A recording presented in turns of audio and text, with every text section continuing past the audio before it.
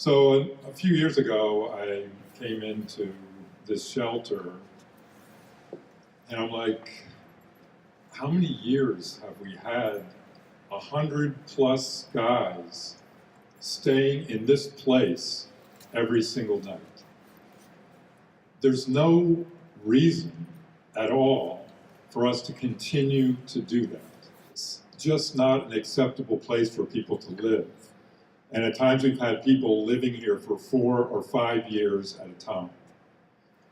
This whole problem, those of you who are younger, there are some of you here, don't realize that we didn't have that many homeless people back in the 1970s. And then in the 80s, we saw economic inequality increase, and we saw rents increase.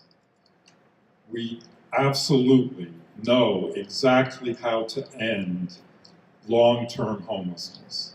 Yes, people will still become homeless because of crises in their lives, or they just can't afford the rent, but we know how to move those people into permanent housing, and we know how to keep them there as well. And we do it by providing either short-term rental subsidies, like what's called rapid rehousing, or long-term permanent rental subsidies for people who might also need supportive services to stay in their apartments.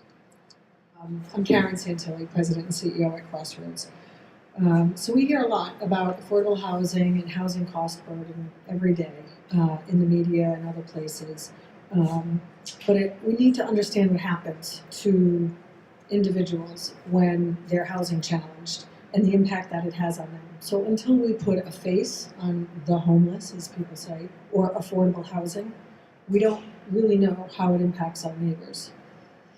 Since Crossroads started managing Harrington Hall in July 2016, less than 3 years ago, we have moved 373 men from a bed here into their own homes. I think that deserves an applause. This success can be attributed to several factors. We implemented the Housing First philosophy and model of service delivery. We transformed the culture of warehousing people who are homeless to a culture focused on housing. We have an awesome team of employees and community partners in community organizations that we are working with.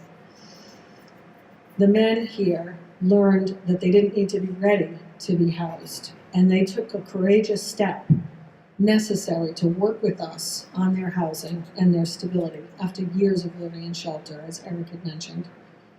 And then finally, funding for this particular program were at appropriate levels for housing, rental assistance, and housing-based case management to provide services to help these men stabilize in their housing.